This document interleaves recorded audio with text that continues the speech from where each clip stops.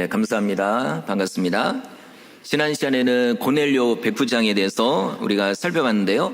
그는 로마 사람인데도 불구하고 이스라엘의 하나님을 믿었습니다. 참 놀라운 일이죠.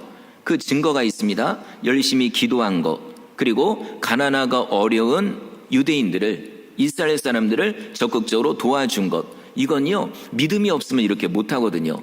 자, 하나님도 그를 보고 너무나도 기뻐해서 이번에 엄청난 복을 주려고 천사를 보내신 겁니다. 천사가 얘기하죠. 너의 모든 기도와 구제를 하나님이 다 보셨다고. 그러니까 이번에 저 베드로가 요바에 있으니까 모시고 와서 말씀을 들으라고 이렇게 얘기한 겁니다. 자, 고넬료가 이 말을 듣고 곧바로 부하 3명을 보냅니다. 이게 이제 지난 시간의 말씀이죠. 자, 그 뒤에 어떤 일이 일어났는지 이제 오늘 자세하게 말씀드리겠습니다. 자, 9절에 보니까 고넬료가 보낸 사람들이 요바에 거의 도착하기 직전인데요. 이때 베드로에게 특별한 일이 생깁니다. 예, 이게 우연이 아닙니다. 절대로 세상에 우연은 없습니다. 좋은 일이든 안 좋은 일이든 큰 일이든 작은 일이든 정말 모든 것은 하나님의 섭리 가운데 있습니다. 자, 오늘도 베드로에게 특별한 일이 생긴 거, 자, 어떤 일인지 한번 들어보시기 바랍니다. 자, 우리 9절 먼저 읽어볼까요? 시작. 성에 가까이 갔을 그때에 베드로가 기도하려고 지붕에 올라가니 그 시각은 제6시더라. 아멘. 제6시. 우리나라 시간으로 하면 낮 12시거든요. 자, 그러면 이때 베드로가 뭐하고 있었죠? 기도하고 있었다고 합니다. 지난번에도 말씀드렸지만 유대인들은 하루에 3번씩 기도를 했습니다. 오전 9시, 그리고 낮 12시, 그리고 오후 3시. 다음 날이 되면 또 똑같이 오전 9시, 그리고 12시, 3시. 이게요 매일 반복이 되는 거죠. 베드로도요 이 기도 시간을 철저하게 지켰습니다. 물론 복음을 전하는 시간이 겹쳐 있다든지 병자를 고친다든지 아니면 뭐 상담을 한다든지 이럴 때는 그 시간을 빼먹을 수 있겠죠. 그런데 그런 게 아닌 이상 최대한 기도 시간을 지켰습니다. 이게 바로 그의 경건의 비결, 능력의 비결입니다. 자, 그럼 베드로가 이렇게 좋은 걸 어디서 배웠을까요? 바로 예수님에게 배웠거든요. 예수님도 늘 기도하는 분, 아무리 바쁜 중에서도 기도를 소홀히 하지 않았습니다. 사실 병자들요 한두 명 고친 게 아닙니다. 소문 듣고요 사람들이 얼마나 많이 오는지 끝이 없이 옵니다. 마치 맛있는 음식점에 손님들이 끊없이 오죠. 네, 번호표를 받아야 되고 이 정도로 예수님께도 수많은 병자들이 오고요. 그리고 또 예수님이 때만 되면 또 말씀을 전하죠. 이것도 잠깐 전하는 게 아닙니다. 정말 그들이 은혜 받도록 천국을 알 수 있도록 예수님을 믿도록 계속 전하니까 어느 정도냐면 식사할 겨를이 없을 정도로 끊임없이 지쳐서 예수님이요 배 타고 한 번은 바다 건너편으로 가시거든요. 그때 예수님이 뭐 하셨냐면 잠자셨어요. 너무 피곤해가지고 너무 힘들어서 그 정도로. 자, 그런데요 이렇게 바쁜 중에서도 예수님은 기도를 소홀히 하지 않으셨습니다. 예를 들어 남들이 잠자러 가는 시간에 예를 들어 10시, 11시 잠자러 가죠. 그 시간에 잠자잖아요. 근데 예수님은요 그 시간에 어디로 가시냐면 하늘로 가시는 게 아니라 산으로 올라가십니다. 왜요? 기도하려고 산으로 올라가시고요. 그리고 또 남들이 아직 잠들어 있는 이른 새벽에 예수님은 일어나셔서 또 빈 들판이나 이런 데로 가십니다. 왜 가실까요? 기도하려고. 그죠? 왜냐하면 낮에는 사람들이 많이 오니까 병자 고치든 말씀을 전하든 이걸 해야 되니까 사람들이 없는 시간에 그 시간에 새벽이 됐던 저녁 깊은 시간이 됐던 기도를 하신 겁니다. 자, 성도 여러분, 우리도요 기도에 최선을 다해야 될 줄 믿습니다. 기도는 시간이 남아야 하는 게 아니라 시간을 만들어서 하는 겁니다. 꼭 기억하십시오. 기도는 시간이 남아야. 목사님 저는 시간이 없어요. 너무 바빠요. 그래서 전 기도를 못해요. 그러면 안 됩니다. 이제는 그런 말 하시면 안 되고 시간을 만들어서라도 기도해야 됩니다. 예를 들어 우리 수요 기도회, 금요 기도회 여기 오시는 분들을 보면 시간이 남아서 오시는 분들은 없거든요. 어떤 분은 퇴근했어요. 저녁도 안 먹고 그러고 오시는 거예요. 그래서 예배 드리고 기도하는 겁니다. 말씀 듣는 겁니다. 그리고 새벽에 오시는 분들도 새벽 잠이 없어서 나는 잠이 안 와서 그냥 교회 가야 되겠다. 이런 분 없어요. 이른 새벽에 몸이 피곤한데도 정말 이 베개와 싸우고 이불과 싸우고 침대와 싸우고서 나온 거거든요. 절대로 시간이 남아서 그냥 내가 건강해가지고 이런 게 아닙니다. 물론 모든 분들이 다 새벽 기도하시고 금요일, 수요일 다 나와야 되고 이런 건 아닙니다. 그런데 분명히 성도님들 중에는 오셔야 되는 분들이 있습니다. 예, 하나님이 계속 부르고 계시거든요. 너 기도해야 된다. 너 지금 기도해야 된다. 너 영적으로 깨어나야 된다. 그리고 내가 어떤 일을 앞으로 이렇게 할 건데 너 지금 기도로 준비해야 된다. 이런 뜻으로 하나님이 계속 부르고 계신 분이 있습니다. 그런 분들은 이제부터는 외면하지 마시고 거부하지 마시고 순종하시기를 바랍니다. 정말 기도해야 될 때 기도해야 돼요. 기도해야 할 때 기도해야 앞으로 어떤 고난이 올 때 견딜 수 있거든요. 근데 기도해야 될 때 기도하지 않으면 고난이 오면 그냥 넘어가는 겁니다. 마치 군인들이 전쟁이 일어나기 전에 열심히 훈련을 해야 훈련이 이러면 쉽나요? 얼마나 힘들어요. 그래도 그 훈련을 잘 받아야 전쟁할 때 그래도 내 사명을 내 그 역할을 할 수가 있는 거죠. 우리 성도 여러분, 우리 기도해야 됩니다. 진짜 기도를 중요하게 생각해야 됩니다. 그리고 또 기도하기 위해서 적절한 공간을 찾아야 됩니다. 오늘 베드로 같은 경우는 전도하러 여러 지역을 다녔죠. 원래는 예루살렘에만 있었거든요. 근데 어떤 계기를 통해서 전국을 다니며 복음을 전합니다. 그러다 보니까 사실 예루살렘에 있을 때는 정해진 장소도 있고 공간도 있고 그러니까 괜찮은데, 그런데 돌아다니다 보니까 다 생소하죠. 그래도 베드로는 기도할 수 있는 공간을 찾아서 기도했습니다. 이번에 요빠에 있어요. 무두장이, 그러니까 가죽으로 이걸 제품을 만드는 그 시몬, 그 집에 있을 때도요, 내가 어디서 기도하면 좋을까 딱 보니까 어디가 좋냐면 지붕이 좋거든요. 그래서 지붕에 올라갔어요. 시간을 따라 기도하는 겁니다. 그리고 사도 바울 같은 경우도 여러 나라를 다니며 전도했죠. 사실 베드로보다 더 넓은 지역, 더 멀리 가서 전도했습니다. 그러다 보니까 정해진 장소가 또 없어요. 예. 그래도 어떻게 했죠? 기도하는 장소를 찾았습니다. 사도행전 16장에 보면은 기도할 것을 찾기 위해 강가로 갔다라고 기록되어 있어요. 원래 유대인들은 다른 나라에도 회당이라는 걸 만들어서 거기 모였습니다. 그래도 어떤 데는 회당이 없어요. 그럼 거기서 기도할 수가 없죠. 그래서 어디로 가냐면 주로 강가로 갔다고 합니다. 왜냐하면 그 물이 있으니까 기도도 하고 정결 예식도 하고 손도 씻고 이러기 위해서 강가로 찾아갔대요. 그러니까 사도 바울도 유대인이죠. 그런 습관이 있죠. 그래서 어디서 기도할까 해서 간 곳이 강가. 그리고 거기서 누구를 만났죠? 그 유명한 루디아를 만난 겁니다. 루디아를 통해서요, 복음이 전파되고 그 루디아를 통해서 정말로 엄청난 그 일을 또 사도 바울이 이루고 또 루디아들을 통해서도 많은 일을 이루게 된 거죠. 자, 이런 일들 여러분, 기도하다가 은혜 체험하고요, 기도하다가 응답을 받습니다. 기도하다가 만나야 될 사람을 만나거든요.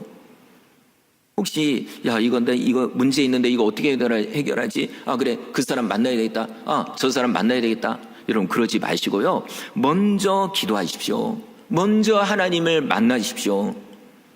지난 수요일에도 말씀드린 거예요. 어떤 사람은 말과 병거와 세상 것을 의지하고 세상 사람을 의지해서 맨날 쫓아다녀요. 근데 우리는 그게 아니죠. 누구를 의지하죠? 하나님을요. 그러면 하나님을 만나면 다 됩니다. 그러고 나면 만나야 될 사람 하나님이 불러줘요. 내가 가지 않아도 옵니다. 만나게 합니다. 어느 때는 진짜 이거 내가 만나야 될 사람이 있거든요. 그런데 길 가다가 만나는 거예요. 여러분, 신기하지 않나요? 이런 일들, 이런 은혜, 이런 특별한 일 누가 체험할까요? 기도하는 사람이 체험하는 겁니다. 사도 바울도 그렇고 베드로도 그렇고 기도가 중요한 줄 알기 때문에 어디를 가든 기도할 곳을 찾았습니다. 그리고 그러면서 은혜를 받고 응답을 체험한 거죠. 성도 여러분, 우리도 기도할 수 있는 공간을 찾아야 됩니다. 그러면 대표적인 공간이 어딜까요? 잘 아시지만 바로 교회입니다. 와, 기도처럼 기도하기 좋은 곳이 어디 있나요? 모든 것이 여건이 다 돼 있지 않나요? 이런 예배 시간을 통해서 우리는 뜨겁게 기도할 수 있고, 그리고 또 중보기도실이나 또 여러 기도 공간이 있거든요. 그런 거기서 다 개인 기도도 할 수 있습니다. 그게 바로 골방 기도거든요. 나 혼자서 은밀하게 기도할 수 있는 그런 공간 뿐만 아니라 합심해서 기도할 수 있는 이런 공간, 얼마나 좋은가요? 성도 여러분, 할 수만 있으면 교회 오셔서 합심해서 기도하시기를 바랍니다. 그리고 개인 기도도 열심히 하십시오. 교회에서도 기도할 수 있는 그런 공간을 찾아서 기도하고, 집에서도 어디서 기도하면 좋을까? 안방에서 할까? 어디 화장실에서 할까? 이런 화장실도 좋습니다. 예를 들어 직장 다니는 분들은 따로 그 직장에 기도할 수 있는 공간이 없죠. 그러면 진짜 좋은 곳이 어디냐면 화장실이거든요. 거기서도 기도하는 겁니다. 저도 화장실에서 기도하고, 또 뭐 군대 다닐 때 거기서 화장실에서 뭐 초코파이도 먹었지만 또 거기서도 기도하는 거예요. 여러분, 기도할 수 있는 공간을 찾아서 여러분 기도하시길 바랍니다. 이게요, 습관이 되면요 얼마나 좋은데요, 얼마나 이게 행복한데요. 지금도 기억나는 게, 오래전에 제가 전도사 할 때 그때 저도 은혜를 많이 받았거든요. 그래가지고요, 눈만 뜨면 기도할 곳을 찾는 거예요. 교회 안에서 마치 숨바꼭질 하듯이 어디가 좋을까? 여기는 예를 들어 누가 사람들이 있어요, 성도들이. 그러면 없는 곳 어디가 좋을까? 완전 위아래 찾아다니면서 기도했던 때가 있었거든요. 여러분, 얼마나 은혜롭고 얼마나 행복한데요. 자, 나름대로 기도할 공간을 꼭 찾으시길 바랍니다. 자, 베드로도 지붕에 올라가서 정해진 시간에 기도하는데 이때가 12시예요. 배가 고프죠. 10절 앞부분에도 나옵니다. 그가 시장하여 먹고자 하며 사람들이 준비할 때에, 점심시간이 되니까, 그러니까 베드로도 배고프고 다른 사람들도 배고프고, 야, 우리 음식 만들어야 되겠다.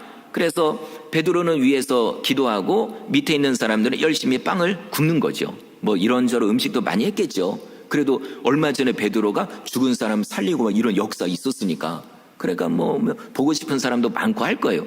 그래서 하니까 베드로는 위에서 기도하는데 갑자기 뭔가 냄새가 올라오죠. 빵을 굽는 냄새. 이런 빵집 빵 막 구울 때, 와, 이때 가면은요, 진짜 그냥 빵 더 사 먹게 돼요. 배가 고프니까 냄새를 통해서 더 배가 고픈 거죠. 베드로도 기도는 하는데, 근데 자꾸만 오늘 메뉴는 뭐지? 빵에다가 그다음에 안 맡아보던 냄새도 나는데, 그러면은 자꾸 그쪽으로 생각이 기울 거 아니에요? 그래도 기도하는 겁니다. 저도 2부 예배, 지금 2부 예배잖아요. 어느 때는 냄새가 솔솔 올라오거든요. 그러면 딱 오늘 메뉴 이거 같은데? 이 생각이 들 때도 있고, 그래도 예배 시간이니까 이제 예배는 드리는 거고. 여러분, 어느 때는요 배고파도 기도해야 됩니다. 어느 때는 금식하면서 기도하는 거예요. 금식하면 냄새가 더 잘 나거든요. 금식하면서 예전에 버스를 타봤더니요, 이게 무슨 냄새지? 딱 보니까 누군가 여기서 튀김을 먹은 거예요. 튀긴 냄새가 오거든요. 어쨌든 여러분, 배고파도 기도하는 거예요. 바빠도 기도하는 겁니다. 그러다가 은혜를 체험하거든요. 자, 베드로도 배고파요. 그래, 기도합니다. 그러다가 역사가 일어납니다. 갑자기 환상이 보이는데, 오늘 본문에 보니까 황홀한 중에, 예전 번역으로 보면은 어떻게 되냐면 비몽사몽간에, 그러니까 이게 꿈은 아니에요. 그렇다고 현실도 아니에요. 왜냐하면 현실에서 볼 수 있는 걸 본 게 아니니까. 비몽사몽간에, 여러분, 이런 때도 은혜를 체험합니다. 저도 진짜 말 그대로 비몽사몽 가운데 특별한 은혜를 체험한 적이 있거든요. 이거를 나중에 돌이켜보면은 너무나도 확실한 하나님의 뜻이었습니다. 비몽사몽 간에, 이런 거죠. 자, 그러면 비몽사몽 간에 어떤 일이 있었는지, 먼저 11절 앞부분을 보니까 하늘이 열렸대요. 이거 당연한 거 아닌가? 지붕이 있으니까 당연히 하늘이 보이지. 구름이 없으면 더 잘 보이지. 그것도 12시니까 더 잘 보이지. 근데요, 여기서 말하는 하늘은 눈에 보이는 하늘이 아닙니다. 바로 영적인 하늘, 영적인 공간을 말하는 거거든요. 이런 일이 실제로 있어요. 하늘문이 열린다는 이 말, 이거 실제로 일어납니다. 스데반 집사도 순교하기 직전에 하늘이 열렸습니다. 제가 한번 읽어볼까요? 사도행전 7장 56절 말하되 보라 하늘이 열리고 인자가 하나님 우편에 서신 것을 보노라 한대. 와, 엄청나죠? 그냥 하늘문이 열린 이 정도가 아니라 하늘 저 끝에 하나님이 계신 것을 보았고 하나님 우편에 예수님이 서 계신 것을 본 거예요. 여러분 엄청나지 않나요? 그냥 영적인 잠깐 체험 이 정도가 아니라 하나님을 배웠다고 합니다. 옛날에 창세기에 보면은 야곱도 그런 경험이 있거든요. 꿈에 보니까 하늘문이 열리고 사닥다리가 보이고 천사들이 오르내리며 하나님의 음성을 듣습니다. 와, 이런 체험들, 여러분 이런 체험을 사모하십시오. 예, 물론 이런 체험에만 연연하는 것도 좀 좋진 않지만 그래도 이런 체험을 거부할 필요는 없어요. 하나님, 저도요 이런 은혜 체험하기 원합니다. 정말 성경에 있는 위인들이 체험했던 꿈과 환상과 이런 음성 듣는 이런 은혜를 저도 체험하기 원합니다라고 기도해 보십시오. 이런 체험을 통해 우리의 신앙은 성장하고요, 그리고 신앙생활이 즐겁거든요. 와, 얼마나 하나님이 살아계신 것처럼 더 가까이 느껴지는지 이런 은혜를 사모하십시오. 자, 그럼 구체적으로 좀 더 베드로가 본 환상을 우리가 보겠습니다. 11절 읽어볼까요? 시작. 하늘이 열리며 한 그릇이 내려오는 것을 보니 큰 보자기 같고 내 귀를 메어 땅에 드리웠더라. 아멘. 하늘이 열렸습니다. 큰 그릇이 내려오는데요, 그냥 일반적인 쇠그릇, 녹그릇 이런 게 아니라 보자기 같은 거예요. 예, 뭘 담고 있으니까 그릇이라고 하는 거죠. 엄청나게 큽니다. 내 귀퉁이에다가 끈을 매달아서 쭉 내려옵니다. 근데요 이걸 자세히 보니까 당황스러워요. 왜 그러냐면 그 안에 담겨져 있는 게 뭐냐면 12절에 보니까 땅에 있는 각종 짐승들, 기어다니는 짐승들, 뱀 같은 거, 그리고 공중에 날아다니는 새들, 마치 작은 동물원 같아요. 자, 이 하나님이 왜 이걸 보여주실까? 잘 모르겠죠. 그 순간 하늘에서 음성이 들립니다. 베드로야 일어나서 잡아먹어라. 이 얘기를 듣고 깜짝 놀랐어요. 왜 그러냐면 아니 이걸 어떻게 잡아먹어요? 지금 베드로가 배고프니까 하나님이 좀 장난스럽게 하시는 걸까? 그건 아니잖아요, 그죠? 장난스럽게 그렇게 할 이유가 없어요. 그럼 왜 이걸 먹으라고 할까? 그래서요 베드로가 이렇게 다른 때 같으면 네 알겠습니다 할 텐데 이번에는요 네 아멘 먹겠습니다라고 말을 못합니다. 자, 그 이유가 있습니다. 지금까지 알고 있는 율법과 완전 반대거든요. 우리 14절 읽어볼까요? 시작. 베드로가 이르되 주여 그럴 수 없나이다. 속되고 깨끗하지 아니한 것을 내가 결코 먹지 아니하나이다 한데, 베드로가 말해요. 주여 저는 못 먹겠습니다. 제가 어떻게 저런 부정한 것을, 저렇게 깨끗이 못한 것을 제가 어떻게 먹습니까? 여태까지 전 먹은 적이 없습니다 라고 딱 잘라 말해요. 자, 베드로가 왜 이렇게 얘기하냐면 율법에 보면은 먹을 수 있는 동물들과 먹지 말아야 될 동물들이 딱 구분되어 있거든요. 아주 이름이요 명단이 아주 자세하게 나와요.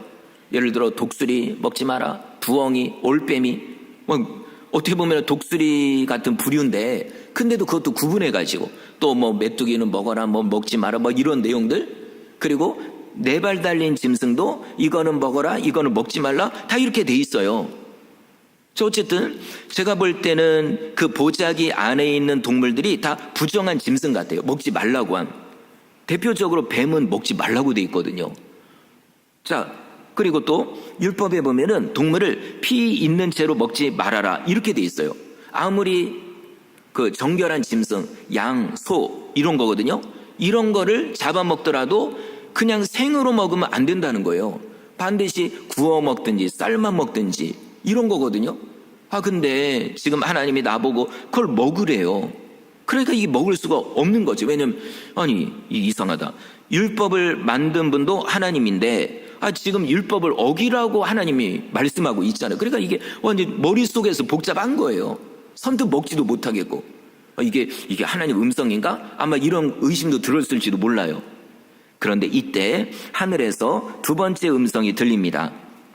15절 뒷부분인데요. 하나님께서 깨끗하게 하신 것을 네가 속되다 하지 말라 하더라. 자, 하나님 뭐라고 하시냐면 베드로야, 그거 더 이상 그 동물들 더 이상 속된 게 아니다. 더 이상 부정한 게 아니다. 내가 깨끗하다고 내가 하면 깨끗한 거다. 그러니 이제 먹어라, 이 얘기입니다. 자, 이런 일이요 몇 번이 반복되냐면 3번이 반복됩니다. 하나님 말씀하죠, 먹으라고. 그럼 또 베드로는 못 먹습니다. 저는 여태까지 안 먹었습니다. 그럼 또 하나님이 그래도 먹어라. 이건 속된 게 아니니까 깨끗한 거니까 먹어라. 자, 이런 대화가요 3번이 오고 갑니다. 그리고 3번이 딱 끝난 다음에 보자기가 하늘로 올라갑니다. 그러고 끝난 거예요, 환상이요. 자, 베드로는요 어리둥절한 거예요. 야, 이게 도대체 무슨 뜻일까 이게. 내가 알고 있는 율법하고 완전 반대인데 이거 진짜 하나님의 음성일까? 그리고 왜 이걸 보여주셨을까? 도저히 이해가 안 되는 건데 조금 있다가 이해가 됩니다. 깨닫게 되는 거죠. 예, 물론 명확하게 깨닫는 거 다음 이야기에, 다음 설교 때 제가 말씀드릴 거고요. 어쨌든 오늘도 조금은 깨달아요. 자, 그러면 왜 하나님이 이런 환상을 보여주셨을까요? 간단하게 말씀드리면 베드로의 고정관념을 깨뜨리기 위해서입니다. 베드로 안에 있는 고정관념. 자, 그럼 베드로는 어떤 고정관념을 가지고 있죠? 우리는 유태인, 이스라엘 백성, 하나님의 백성, 우리는 선택받아서 너무 좋은 거야. 근데 저 이방인들은 하나님께 선택을 못 받았지. 부정한 사람들, 마치 부정한 동물들처럼 저 사람들 구원 못 받아. 하나님이 버린 자들이야. 이런 생각이 꽉 차 있었거든요.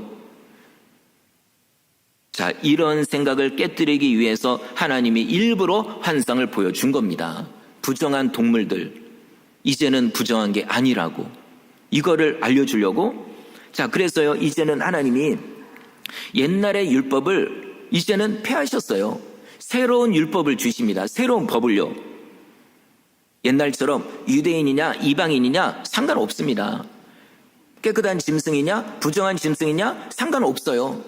사실 거기에 부정한 짐승 중에 돼지도 있거든요. 그러면은 만약에 그 구약의 율법이 지금까지 유효하다면 우리 이제부터 돼지고기 먹으면 안 됩니다.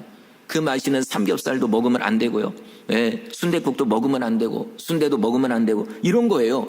근데 이미 예수님이 오심으로 그거는 깨뜨려 버렸거든요.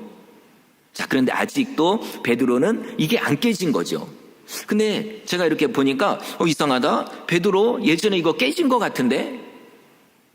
어디 나오냐면 사도행전 8장에 그때는 사마리아 사람들에 대한 사건이 있었거든요. 그때도 베드로는 사마리아 사람을 싫어했어요. 저들은 우리처럼 순수한 혈통도 아니고 이방인의 피가 섞였으니까 저들도 이방인이야? 이 생각을 했거든요. 무시했거든요. 근데 빌립 집사가 가서 복음을 전하니까 사마리아 사람들이 예수님을 믿어요. 이건 성령의 역사죠. 그런데다가 베드로가 점검하러 갔어요. 이게 진짠가?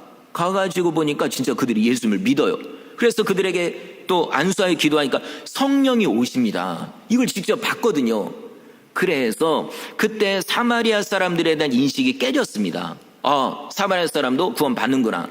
근데요, 이것도 다 깨진 게 아니라 일부분만 깨진 거예요. 사마리아 사람에 대한 어떤 고정관념은 깨졌는데, 그런데 그 외에 다른 이방인들에 대해서, 특히 로마 사람, 어이구 저런 나쁜 사람들, 우리 유태인들을 괴롭히는 저 나쁜 사람들, 이런 생각은 안 깨졌거든요.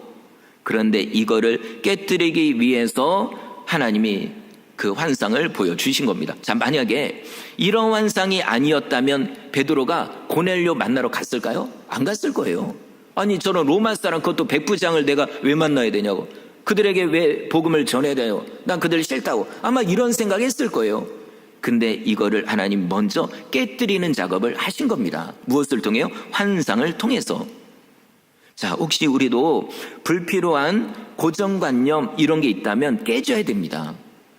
이게 어느 때 이게 너무 나에게 장애가 돼요. 예를 들어 어떤 사람을 전도해야 되는데 내가 딱 보니까 죄를 많이 지었거든요. 소문을 들어보니까 못된 짓을 많이 했대요. 이 이웃에서, 이 마을에서. 그러니까 저 사람 내가 전도 안 해. 이러면 안 된다는 얘기입니다. 그 사람도 구원 받아야 되거든요. 하나님의 선택한 사람이면 우리가 적극적으로 전도해야죠. 물론 그가 믿든 안 믿든 간에. 베드로도 똑같은 거죠. 그의 고정관념이 있으면 절대로 고넬료한테 전도하러 안 갑니다. 이거를 깨뜨리는 작업. 자, 우리도 혹시 잘못된 고정관념이 있다면 깨뜨려야 됩니다. 혹시 특히 이게 뭐 정치적인 것도 연관이 되지만 나는 전라도 사람이니까 경상도 사람 싫어. 선거할 때 무조건 경상도 출신은 난 싫어 라고 생각하면 이것도 여러분 깨뜨려야 됩니다. 제가 이것만 얘기하면 안 되니까 자, 나는 경상도 사람이에요. 근데 제주도 사람이 나왔어요. 난 무조건 싫어. 여러분 이것도 깨뜨리십시오. 때로는 이것 때문에 문제가 생겨요. 교회 안에서도요. 어느 교회는 전라도 사람이 많고 그러니까 경상도 사람은 적응을 못하고, 어떤 데는 경상도 사람이 많고 그러니까 전라도 새 가족이 왔을 때 적응을 못하고 나가버려. 이러면 안 됩니다. 우리는 주님 안에서 하나가 돼야죠. 이건 실질적인 문제입니다. 혹시 내 고정관념 때문에 난 저런 스타일이 싫어. 아니 이것 때문에 만약 그 사람을 내가 받아들이지 못한다면, 이런 고정관념 때문에 내가 잘못 툭 던진 말로 그 사람이 실족한다면 나는 큰 죄를 짓는 거죠. 하나님이 볼 때 베드로 고정관념 깨져야 됩니다. 물론 우리가 이 흔들리지 말아야 될 근본적인 진리는 있어요. 예를 들어 예수님만이 유일한 구원자다. 여기서 흔들리면 안 되죠. 그리고 또 믿음으로 구원받는다. 이것도 흔들리면 안 됩니다. 그런데 이런 거가 아닌 이상 다른 거에 대해서 마음을 열어야 됩니다. 그래, 이 사람도 우리가 어울려주고 저 사람과도 같이 또 친구가 되고 이렇게 해야 더 많은 사람을 전도할 수 있죠. 사도 바울도 그런 거예요. 고정관념을 깨뜨렸습니다. 본인이. 그래서 이렇게 얘기해요. 유대인들을 만나면 나도 유대인으로서 그들을 만나고, 이방인을 만나면 그들은 할례 안 받았거든요. 그럼 그들을 만나서 할례 뭔 소용이냐, 상관없다 라고 하면서 어울리는 거예요. 그렇게 해서라도 한 영혼을 더 구원하려고, 이겁니다. 우리요 불필요한 고정관념 깨뜨려야 됩니다. 자, 베드로가 환상을 보고 어리둥절해요. 고로돈 와중에 고넬료가 보낸 사람들이 집 앞으로 도착을 합니다. 그리고 문을 두들기는 거죠. 여기 베드로 있냐고. 베드로 만나러 왔다고. 근데 딱 보니까 집주인이 시몬이 딱 보니까 로마 사람이에요. 군복을 입었겠죠. 왜냐면 백부장이 보낸 사람들이니까, 부하들이니까 군복을 입었겠죠. 아마 깜짝 놀랐을 거예요.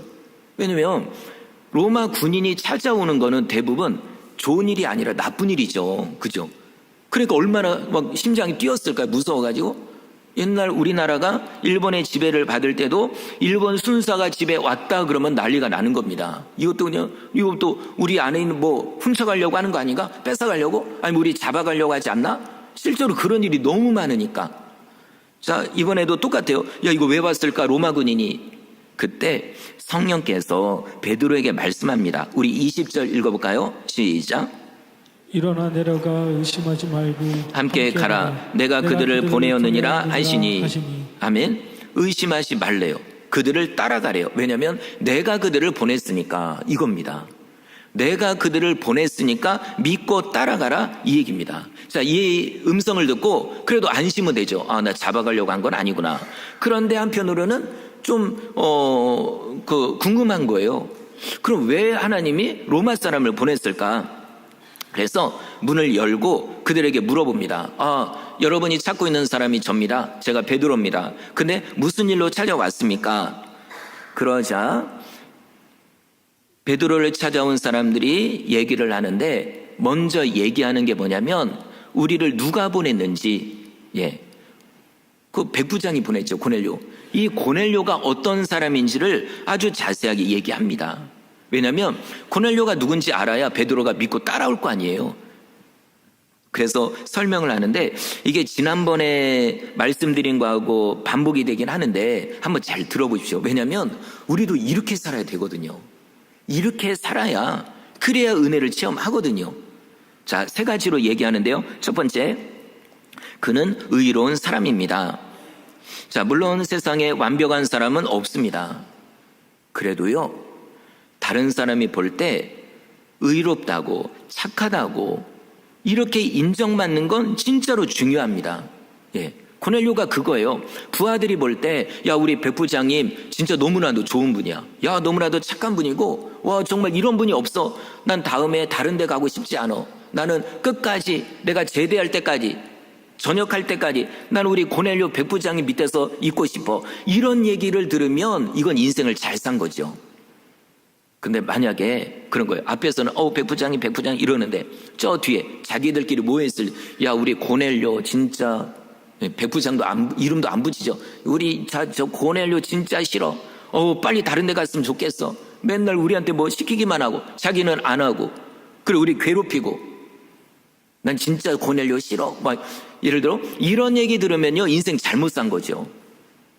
만약 그랬다면 하나님도 고넬료를 만나러 올 이유가 없습니다. 천사를 보내실 이유도 없는 거죠. 자, 우리도 한번 돌아볼까요? 물론 우리도 완전 100% 의로운 사람은 없어요.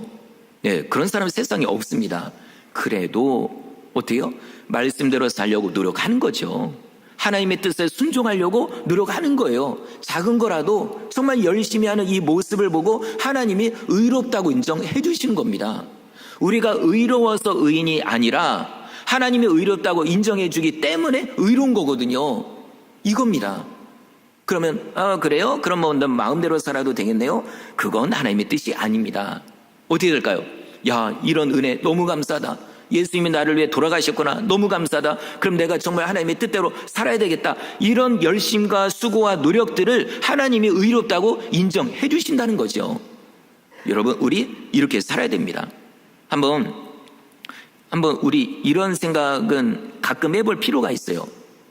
사람들이 내 앞에서 뭐라고, 나에 대해서 뭐라고 하냐, 이것보다도 내가 없을 때 내 뒤에서 나에 대해서 뭐라고 하나, 이거 한 번쯤은 들어볼 필요가 있습니다. 사실 말은요, 돌고 돌아서 다 들어오거든요. 나에 대해서 다른 사람들이 뭐라고 하는지, 물론 무조건 사람들한테 반응을 연연할 필요는 없어요. 그래도 한 번쯤은 내 자신을 위해서도 그런 얘기를 들어볼 필요가 있습니다. 만약에 사람들이 내 앞에서 그냥 예를 들어 목사님 정말 목사님 대단합니다. 설교도 잘하시고 이렇습니다. 이렇게 얘기하는데 나중에 보니까 다른 데 가서 모여가지고 참 김자연 왜 저런지 모르겠다고 막 이런다면, 진짜 저 사람 진짜 왜 저런지 모르겠다고 이렇게 해버리면, 자, 이걸 가지고 집사님 그랬지 얼마 전에 이래버리면 안 됩니다. 어디 될까? 그래, 내가 진짜 부족하구나. 내가 이거는 고쳐야 되겠다. 이렇게 생각해서 나를 만드는 거죠. 주님이 원하는 게 이거거든요. 누가 나한테 뭐라고 하나 보자, 이게 아니라, 자, 여러분, 우리요 하나님 앞에서 올바르게 살아야 됩니다. 그리고 다른 사람들 앞에서도 진짜 우리 잘 살아야 돼요. 말하는 거, 행동하는 거, 그래야 고넬료 같은 은혜를 체험하는 거죠. 자, 그 다음에 두 번째, 고넬료는 하나님을 경외하는 사람입니다. 지난번 2절에 나왔거든요. 하나님을 진짜로 믿고 진짜로 경외하고, 그 증거가 뭘까요? 기도거든요. 기도는 하나님을 믿는 사람만이 할 수 있습니다. 하나님을 경외하는 사람만이 할 수 있고요, 하나님을 사랑하는 사람만이 할 수가 있거든요. 그래, 고넬료도 그거예요. 유대인도 아닌데 로마 사람이 날마다 기도하는 겁니다. 자, 성도 여러분, 하나님을 진짜로 경외하신다면, 믿으신다면, 사랑하신다면 날마다 기도하십시오. 기도가 얼마나 좋은데요. 부부가 처음에 사랑해서 결혼을 하죠. 얼굴만 봐도 심장이 뛰고 보고 싶고, 전화만 2시간 통화해도 또 대화하고 싶고 이런데 1년, 2년, 10년, 20년 가면 그런 감정은 없어요. 그래도 같이 있는 것만 해도 행복합니다. 만약에 어디 멀리 갔어요. 걱정돼요. 전화 안 와요. 걱정되죠. 전화했는데 안 받아요. 걱정되죠. 그래서 다시 와서 같이 있으면 이 자체가 행복입니다. 여러분, 기도도 똑같아요. 우리가 기도한다고 맨날 환상 보고 음성 듣고 그거 아닙니다. 그래도 그냥 기도하는 자체가 너무 좋거든요. 하나님과 만남의 시간, 위로받고, 이 자체가 좋은 거예요. 이게 뭡니까? 하나님을 사랑한다는 증거죠. 혹시 요즘 기도가 잘 안 된다, 기도가 싫다, 그러면 거의 분명한데, 그 이유가 뭐냐면 하나님에 대한 사랑이 식어져서 그런 거거든요. 시간이 없어서가 아닙니다. 사랑해봐요. 시간 없어도 만날 사람 만납니다. 연인은 그저 전화로라도 대화를 하거든요. 똑같아요. 혹시라도 지금 기도가 식어졌다면 하나님께 대한 사랑이 식어졌구나 라고 생각하시고 그 사랑을 다시 회복하시길 바랍니다. 자, 세 번째, 그는 유대인들에게 칭찬받는 사람입니다. 부하들에게 존경받는 것도 대단하죠. 그런데요, 식민지 사람들에게 존경받고 칭찬받는 건 이건 엄청난 일입니다. 우리나라도 일본의 지배를 받을 때 우리나라 사람 대부분 일본 사람들이 싫어했습니다. 저런 일본 놈, 그리고 이런 식으로, 그죠? 싫어했거든요. 그런데 다 그런 건 아니라는 거죠. 어떤 소수의 일본인들은 우리나라 사람에게 칭찬받고 인정받고 존경을 받았습니다. 그 중에 제가 한 명만 말씀드리겠습니다. 후세 다스지라는 일본인 변호사예요. 이 사람은요, 대놓고 우리나라를 옹호했고 일반을 비판했습니다. 일본을. 이런 글을 썼어요. 한 번은 조선의 독립운동의 경위를 표함. 독립운동 잘했다는 거죠. 저는 일본 저기에다가 독립운동 너무 잘했다고 이래가지고요 끌려갔습니다. 조사받았습니다. 그리고 독립선언에 참여한 조선인 유학생들을 이 다스지가 변호해 주었고, 의열단 사건에서도 우리 피고인들을 변호해 주었고요. 그 유명한 독립운동가 박렬, 그의 부인 가네코 후미코, 이 재판에도 변호해 준 거예요. 이 일본 사람이. 자, 이러다 보니까 붙잡혀가서 감옥에도 2번이나 들어가고, 그리고 감옥에서 2년 동안 고생도 하고, 변호사 자격을 3번이나 박탈당하고, 그래도요 우리나라가 광복할 때까지 이 일을 한 거예요. 이거 엄청나지 않나요? 그래서 그 당시 우리나라 사람들이 후세 다스지를 가리켜 우리의 변호사다라고 불렀다는 거죠. 그는 이미 오래전에 죽었습니다. 그래도 2004년도에 우리나라가 건국 훈장, 애족장을 수여를 한 거예요. 일본인으로서는 처음이라는 거죠. 자, 고넬료도 그런 사람이에요. 얼마나 유대인들에게 잘했는지 인정받고 칭찬받고 존경을 받았습니다. 그래서 이 얘기를 하니까 베드로가 듣고, 야, 이거 보통 사람 아니네? 대단하네? 그런데 더 대단한 건 22절 뒷부분이죠. 그가 거룩한 천사의 지시를 받아 당신을 그 집으로 청하여 말을 들으려 하느니라 한대. 뭐냐면 하나님이 고넬료에게 천사를 보냈다는 거예요. 그래서 나를 부른다는 거죠, 베드로를. 이 얘기를 듣고 베드로는 깜짝 놀랍니다. 야, 이런 백부장도 하나님이 선택했구나. 이런 백부장도 있구나. 그래서 마음에 확신을 가지고 그 다음날 출발하게 됩니다. 그대에 어떤 일이 있는지는 다음 시간에 말씀을 드리겠습니다. 자, 말씀을 마치겠습니다. 하나님은 지금도 살아계십니다. 우리를 다 보고 계세요.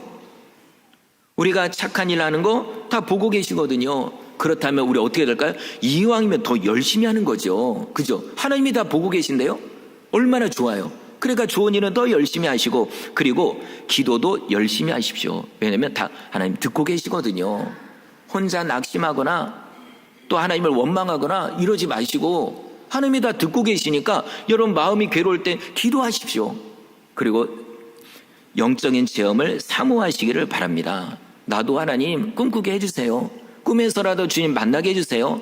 환상도 보기 원합니다. 주님의 음성 듣기 원합니다. 이런 마음으로 사모하면 반드시 하나님이 만나 주십니다. 그래서 고넬료가 체험한 하나님을, 베드로가 체험한 하나님을 똑같이 체험하시기를 주의 이름으로 축원합니다.